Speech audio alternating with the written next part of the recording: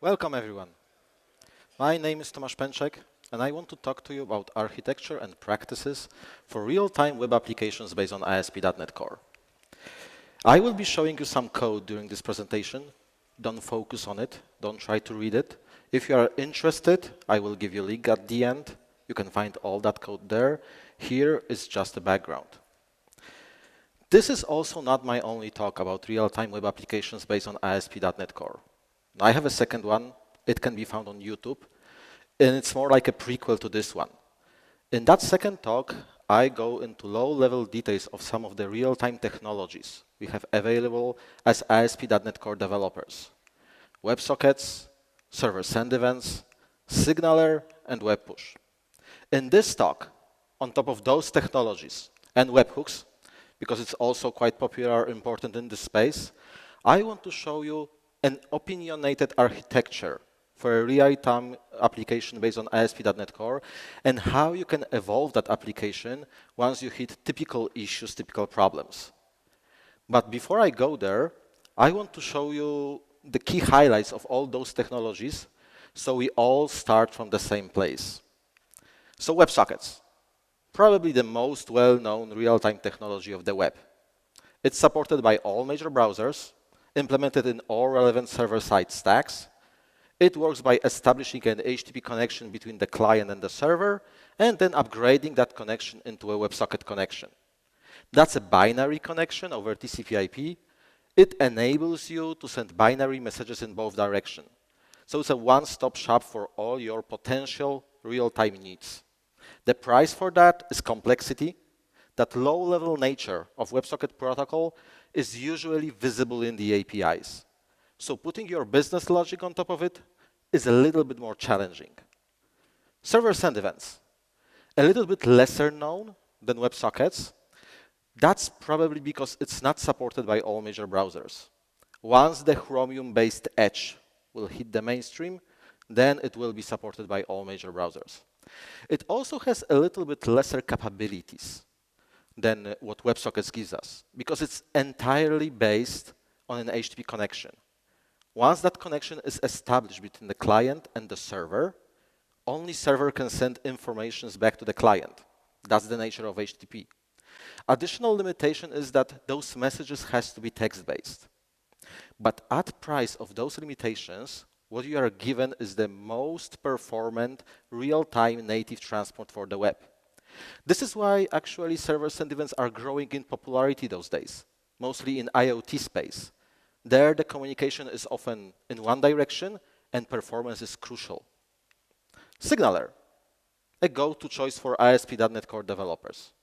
If you don't know how to start with real-time in ASP.NET Core, you go to Signaler. If you don't have any kind of special business, technical, performance needs, you will probably stay with Signaler. What Signaler truly is a high-level abstraction that gives you RPC and streaming APIs on top of WebSockets. That's the most typical scenario. In some unlucky conditions, server-send events and post requests. And if your client, probably a corporate one, is using like out-of-life browser, then it may end up being post request and long pulling. Webhooks, a very simple technology that allows client to create subscription with our server, then disconnect, and whenever something happens on our end, we want to notify the client, we make a request under an URL which was part of that subscription. Webpush. Now I know we all hate webpush, right? It's being extremely abused and overused. But if we look past all those pop-ups slapping us into our faces whenever we open a web page those days, we can actually notice that webpush has some real-life usages. If you build a proper flow around it, if you give notifications a meaning, then users will actually have value from it. So it's worth to understand how it works, how you can benefit from it. And it works differently than all the other technologies, because there is a third party here, kind of the man in the middle, push service. Client creates a subscription with the push service and shares some details of that subscription with our server. Once we want to send a notification, we are actually sending something to the push service, and it's push service responsibility to actually connect with the client, deliver that notification whenever a client is available, maybe wait a little bit if the client is not currently online. That has impact of how web push is implemented. If there is a man in the middle, there must be extra effort on the security, on the privacy. That means cryptography. Cryptography means resources, CPU, sometimes memory. So web push will always be a little bit more if it comes to the consumption of resources than the other technologies. So they are all different from each other. But if we look from take a step back and look at all of them, we can actually notice that they can be split into two groups. Either ones which are based on having a persistent connection between the client and the server, WebSockets, server-send events, SignalR, or the ones which are based on having a subscription between the client and the server and no real-time connection, that web push, webhooks. Now you can expect that this distinction is the primary driver of the initial architecture of your application. If you are building an application which is built on top of a connection-based technology, then the entry point to that real-time part is some form of middleware, something which is capable of performing a technical handshake specific for given technology. WebSocket has a different handshake, server-send event has a different handshake, SignalR handles all the handshakes. Only when that technical part is done, then the middleware can hand off any abstraction it creates to some form of a service which will take care of managing those connections, clients, and exposing APIs to other parts of the system. So we can send, maybe receive, manage groups, manage clients. Now someone can say, this is now how SignalR looks, right? I work with SignalR. This is not the APIs I see. But this is because SignalR is coming in a box. It is using middlewares under the hood. It is exposing a service to you. That's the hub context. You can inject hub context whenever in your application, and you can send messages, manage your clients, manage your groups. Now, if you are building an application which is based on the subscription-based technology, then the entry point is some form of a controller, something which exposes endpoints to the clients so they can create subscriptions, remove subscriptions, list subscriptions. That also indicates that you need some kind of a storage to have all those subscriptions accessible. Only on top of that, you can set up an API client which will be available to the rest of your application and will deal with sending the notifications, going through the subscription store, all those operations. So those two initial architectures, they are fundamentally different, but they share the same concept. The concept that is the source of all the issues, well, most of the issues, when it comes to real-time applications, a concept that you need to abstract early and when you will be doing all the changes to address your typical problems. That's sending. Of course, in some of the real-time applications, you want to deal with receiving as well over that real-time channel. WebSockets enable that, SignalR enable that. But receiving is usually not the driver, unless you are doing only receiving, then things change a little bit. But if you are doing both sending and receiving, then if you are solving the sending problems, you are solving the receiving problems as well. And in the end, receiving becomes just another input into your application, like HTTP request. At some point, you will stop seeing a difference. Sending, on the other hand, this is where you usually deal with the low-level nature of technology and when the issues manifest itself. So it is important to very early create some form of a business abstraction of sending. You don't want to expose specific real-time technology that you are using to your business code. So you wrap it. Either that's server-send events, WebSockets, SignalR, webhooks, web push. You also need to wrap that subscription management under the hood. It is important part that this is invisible to the other parts of the system. And the inner implementation of this is actually very similar. The goal is not to be able to replace one real-time technology with another. That actually doesn't make sense in most cases. You wouldn't change a subscription-based technology to a connection-based one. You wouldn't exchange webhooks and web push. Those are fundamentally different business scenarios. You may end up exchanging signaler, WebSockets, server-send events if you encounter a very specific technical or business needs. But that's not the goal. The goal is to be able to change this implementation whenever you encounter issues. And if you deploy that initial application, if you market it properly, if it will have value for your users, they will start to use it, and that will cause issues. That's how software works. So one of the first issues you are likely to encounter is a lot to send. That means there is a lot happening in your application. You have a lot of stuff to notify your clients about, and this is causing problems. Why? In case of a connection-based technologies, you can push only one message at once through that channel. If you have started sending something, you cannot start sending another message before the previous one completes. That means if you have a lot of sources of messages, a lot of things to send at once, they will have to wait. And if they are waiting, and you have implemented your application in the most typical way, as all of us usually does, you are calling that sending logic in context of your business code. So that waiting has impact on your business code. It's generating delays. And very often that business code runs in context of request response. So that's an impact on your response time. That's an impact of the overall responsiveness of your system. That's a problem. You have to deal with that. Now, many people think that this is not such a big problem for the subscription-based approach.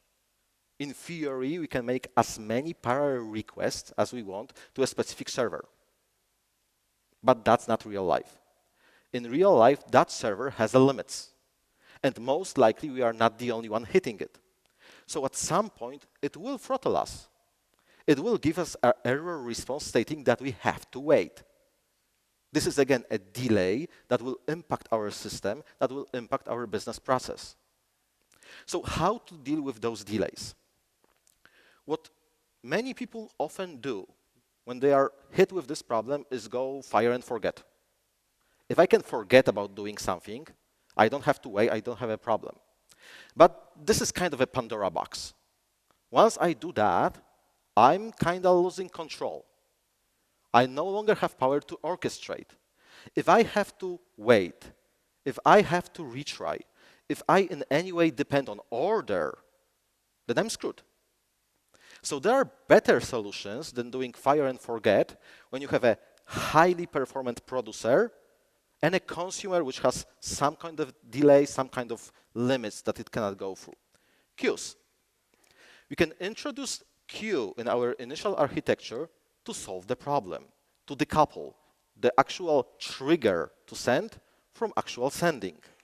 In case of a connection-based approach, we can put that queue in front of the service. In the subscription-based approach, we can put that queue in front of the API client. Now, the trap here is that when people hear queue, those days, they are usually thinking about a separate service. RabbitMQ, some service in Azure, something like that. This is a trap.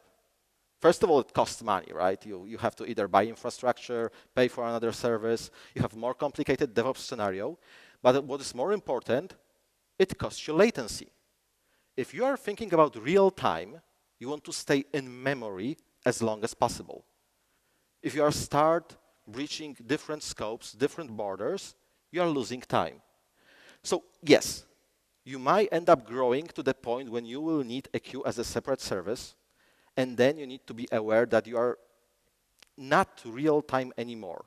You are maybe near real time, that depends. But if you don't have to, then a lot better solution is in-memory queue.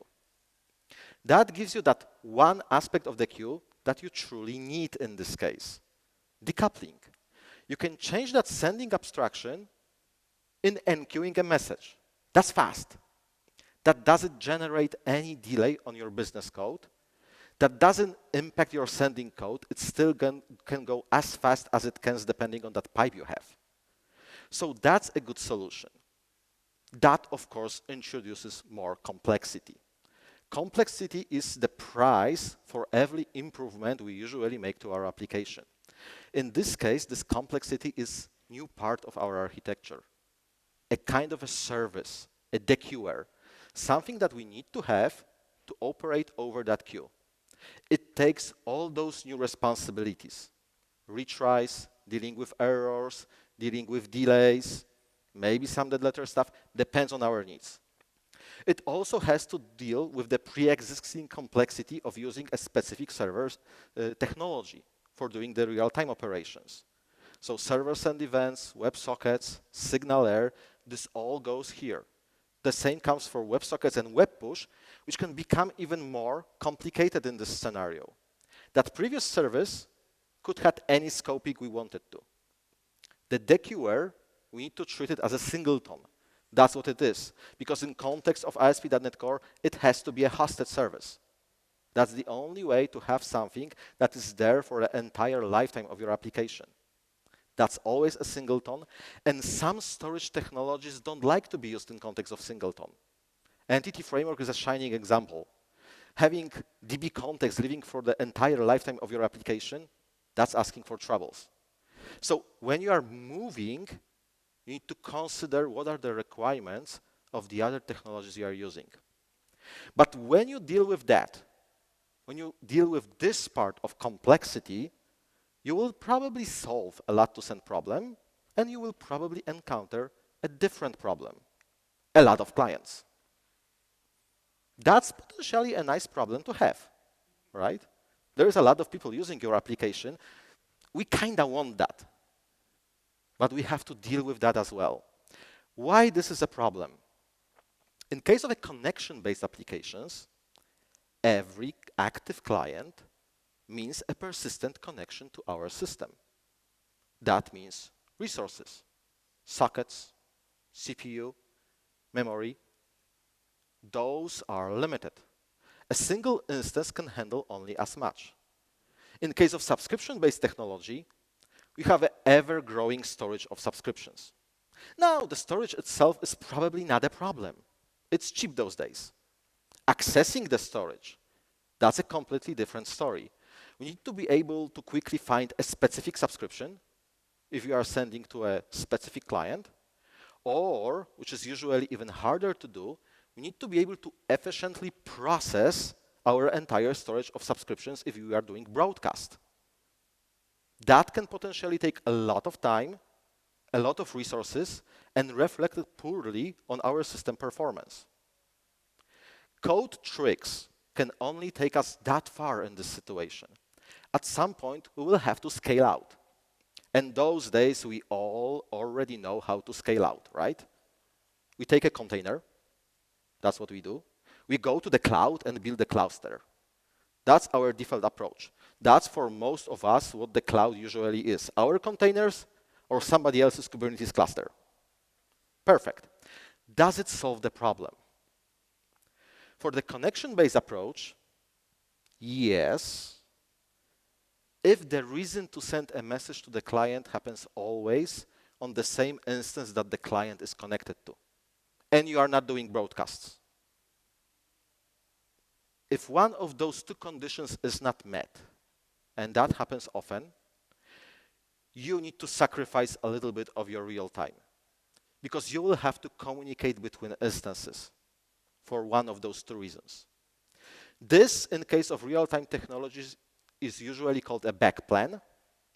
That's the form of communication. And there are ready-to-use solutions for that. One very popular is Redis.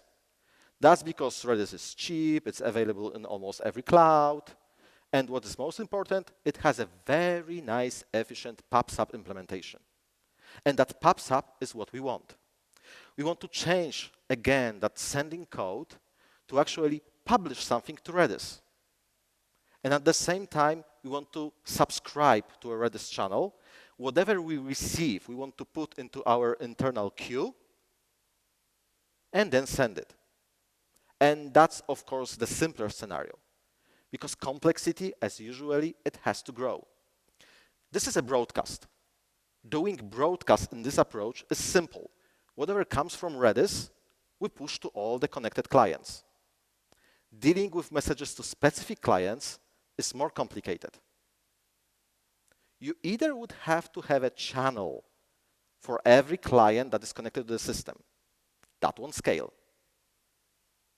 The alternative is to filter on every instance.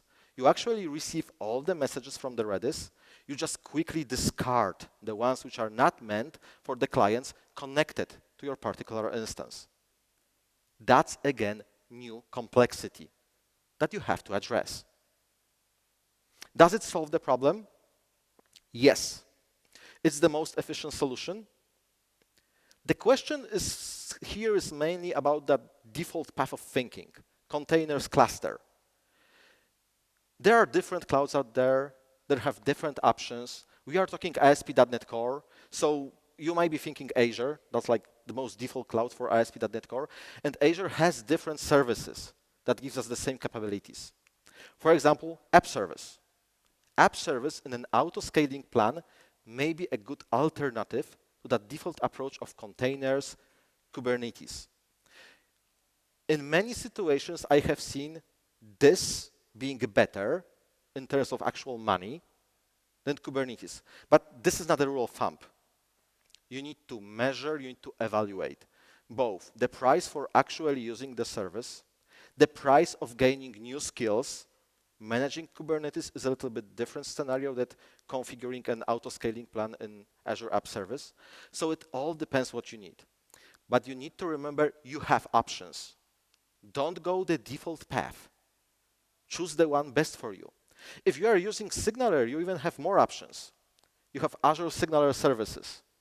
You can think of it as your Signaler stuff, running an auto-scaling plan in Azure with Redis as a backplan, packed in a box, exposed through APIs. If you have been using Signaler from the start, then migrating to Azure Signaler services is just about moving a little bit of code, changing some configuration, and it works. If the real-time part was the actual reason for your application to scale, then extracting that and scaling the rest can be a lot simpler. So always evaluate your options. Now, how about the subscription-based ones?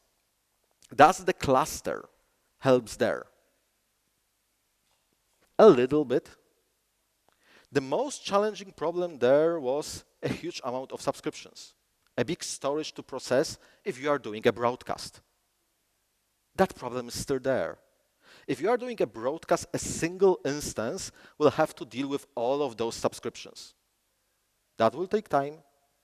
That will reflect poorly on your system responsiveness. That will take resources. Of course, it's a little bit better because other instances will take care of other parts of the job. So it's a small improvement. But if you really want your system to perform correctly, you need to change your sending code in all those instances to implement sharding. Now, sharding is a horizontal partitioning of your data. You want to partition your subscription, so every instance deals only with a subset.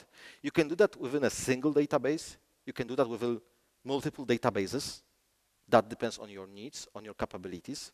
The important part is choosing the sharding strategy.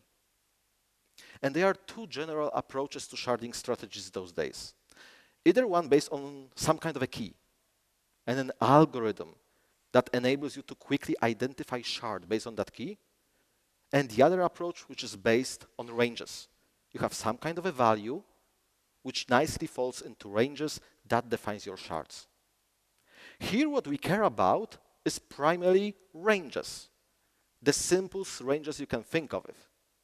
What you want to do is measure capabilities of your single instance, know how many subscriptions it can process.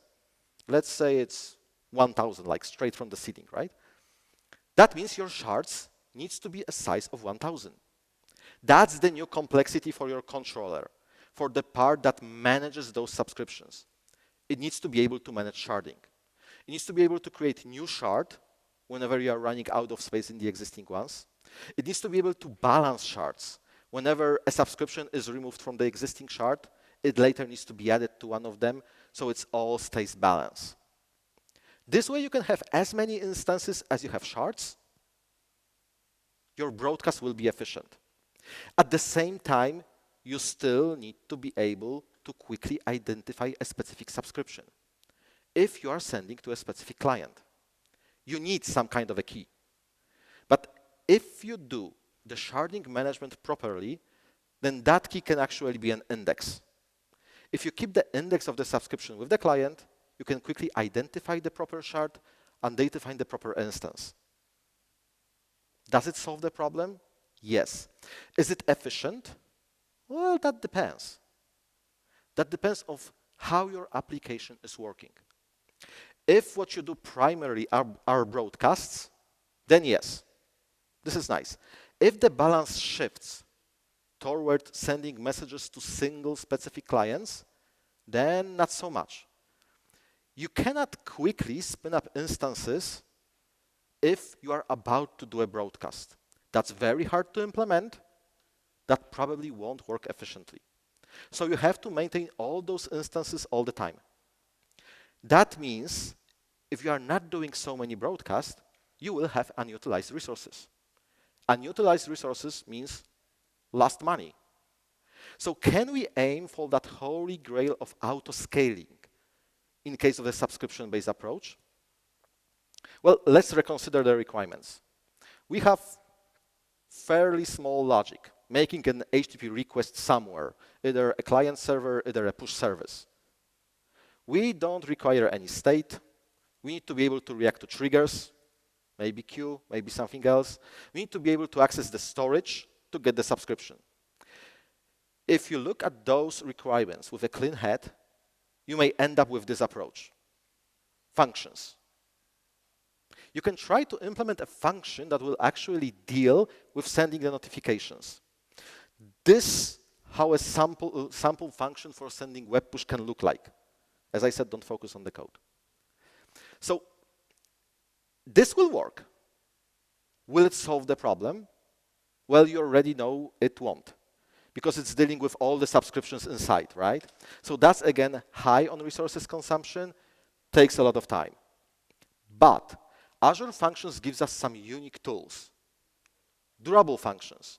Using durable functions, you can actually implement a fan-out pattern. That initial function, which reacts to the trigger, it only grabs information about the available shards. Then it spins as many child functions as there are shards, and those child functions are actually sending the messages. Now, this is efficient. This is performant. This is what Azure Functions and durable functions has been designed for. The problem with using Azure Functions for this purpose, up until like 2 days ago, was cold start of Azure Functions. Microsoft has just announced a premium layer for Azure Functions, so now you can pay for it, but have Azure Functions behaving in a very performant way, regardless if they are cold or warm. Well, from Azure perspective, they always will be warm now. So this gives you auto-scaling. You will pay for what you actually use. This will be nice and efficient. Sending to a single client becomes also very simple. You can either have a completely separate function for that or route that through that initial function. Now, the question that may come when you try to do this is, if it works so nicely for the subscription-based approach, can I try to do it for the connection-based approach? If you are using Signaler, you might be tempted, because Azure Signaler services, they have ready-to-use connectors with Azure Functions. If you are using WebSockets, server-send events, don't try doing it. First, you would have to build essentially what Azure Signaler services are, so all those instances we were discussing in the beginning with the backplan. If you build that, you already have the infrastructure to react to triggers, to deal with routing. You don't need to pay for Azure Functions as additional infrastructure. In general, you should have a business reason to use Azure Functions. If you have any kind of infrastructure in this space, which is already dealing with this kind of aspects, don't introduce Azure Functions just as a router. One thing I often hear about people introducing Azure Functions only to do routing or reacting is that Azure Functions gives real-time data observability. The magic of Cosmos DB trigger, right? Well, you don't have to do that. You can implement change feeds, change streams, because they are named differently, based on a database in your own application. If you go that path, you are not locked with Cosmos DB. Cosmos DB is a great database, powerful database, but it might not be the right choice for your particular scenario. If you decide to implement data observability by yourself, you have options: MongoDB, RefingDB, and a couple more. And thanks to C#8, implementing change feeds, change streams can now be quite elegant because we have async enumerables. Those are now algorithms that look reasonable, couple of nested loops. Well, in case of Cosmos DB, there is a lot of hidden complexity because Cosmos DB is dealing with partitions in a very unique way, so this all hidden underneath it. Cosmos DB, not so much hidden complexity. RefingDB is magically simple. All the magic is inside the driver. Now, using RefingDB in a production situation is a very hard question those days. It was somehow popular some time ago, then it kind of died, and now it's coming back to life. About a week ago, current team responsible for RefingDB, they have published new information that they are getting back on track. So maybe this will be an interesting option for production in future. For now, this is a great option for your proof of concept. You can deploy RefingDB very quickly, either locally or in container. It's available, ready to use. You can drop those couple lines of code, test your assumptions, test your architecture. If it works, then move to something bigger, Mongo, Cosmos, whatever you need. Don't lock yourself from the start. Don't lock yourself ever. Leave yourself open options. Decide based on your needs. Don't go on hype. Now, I know this talk has a web in its title. The truth is, I have written these titles quite a long time ago. Things has changed, evolved, for better. ASP.NET Core 3 has given us real-time communication a little bit beyond the web. I'm talking about gRPC. gRPC is there for quite a long time. It has been designed by Google to provide performant, real-time communication between services. gRPC is built on top of HTTP2 persistent connections. That's the real-time part. So this is a connection-based technology. So all those rules for the connection-based technology that apply here. And on top of protocol buffers. That's the performance part. Now, the way gRPC is using HTTP2 and protocol buffers make it not suitable for real web. Browsers are not equipped to deal with it. There are some proxies, gateways, that try to make gRPC available to the browsers. My opinion is, don't use it. If you are in web scenario, signal error gives you the same because gRPC is generally RPC and streaming APIs. So signal error is there for your web scenarios. gRPC is there for your service-to-service scenarios. And why we are talking about gRPC after ASP.NET Core 3 if it has been there for a pretty long time? Well, the existing implementation wasn't developer-friendly. From the technical perspective, it was based on native libraries. That makes container scenarios, cross-platform scenarios challenging. It also didn't have a proper tooling. What ASP.NET Core team does, they have completely rewritten the client and the server, fully managed code, and they have introduced a top-class level tooling into Visual Studio. Why tooling is that important with gRPC? Because gRPC is primarily schema-based. The most important part of gRPC is protofile. This is where you define your service, its methods, its types. This is what you share within your team. This is what you share with other parties. This is what you primarily work with. If you create this file and run ASP.NET Core tooling, all the classes are generated for you, and you are left with empty method to put your business logic. This is simple. This is why gRPC in ASP.NET Core space is hot right now. And this is as far as I will go about gRPC in this talk. There are other talks that are entirely devoted to gRPC. You can find them on YouTube. Please watch them if you are interested. There's one other thing I want to show you here, which is pretty new. Probably not ready for the production in ASP.NET Core, but we can start playing with it. Sockets. Sockets are also a thing which is there for quite a long time.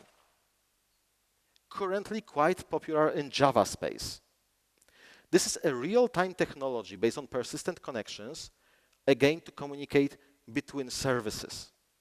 The connection can be either TCP/IP, Aaron, or WebSockets if you really have to, but WebSockets if you really have to. But AirSocket doesn't work that good on WebSocket. Now, what is unique about AirSocket? It is driven by reactive manifesto. That's the concept behind it. That means it focuses primarily on asynchronous communication, parallel asynchronous communication. There's no that problem of waiting for a message to be transferred before you can send another message. It also prefers reactive style of programming on both the client and the server. It provides you with all typical interactions, so fire and forget, request response, streaming. It also has one very unique interaction called channel. Client can create a subscription for a channel. At this point of time, server sends the initial state of the world communication to the client. That's the current state of data. From that point, whenever something happens to the data, in a reactive way, server sends deltas to the client, so client can react to data changes, and client can trigger reaction on the server by manipulating the subscription. This is a very unique interaction, and in Java world, a very interesting functionalities has been built on top of it. In .NET world, we can start playing with it thanks to ASP.NET Core 3, because ASP.NET Core 3 has brought low-level networking primitives, the result of the Bedrock project. What that essentially means, you can start with the worker template and put Kestrel into it. Choose your transport, libuv or sockets, whichever you prefer, and have a bare TCP/IP server. Kestrel will take care of all this hard-to-do network stuff, so managing connection, reading, writing, buffering, all those things, and will give you pipelines and events about somebody connected, somebody disconnected. So you can build any kind of server, TCP/IP server, on top of that. And it so happens that the initial implementation of AirSocket for .NET nicely works on top of the pipeline APIs. That means you can quickly deploy an AirSocket server on top of Kestrel and has it as a worker service. Now, I wouldn't say use it in production. It's not ready yet. There are open questions about how the project will be maintained, how it will evolve, if will we get higher level APIs. Current APIs are pretty low level. But it's an interesting option. If it properly evolves, you should take a look at it. Experiment with it. Keep an eye on it. It may open new possibilities for us as ASP.NET Core developers. If you are further interested in any of those subjects, those are the links. This is the link to my blog. I write there a lot about real-time technologies in ASP.NET Core and a bunch of other things. This is also linked to my GitHub. All the code in this presentation in some form is there. I have demos there for WebSockets, server send events, web push, AirSocket, change feeds. Go there, grab them, build real-time applications. Thank you.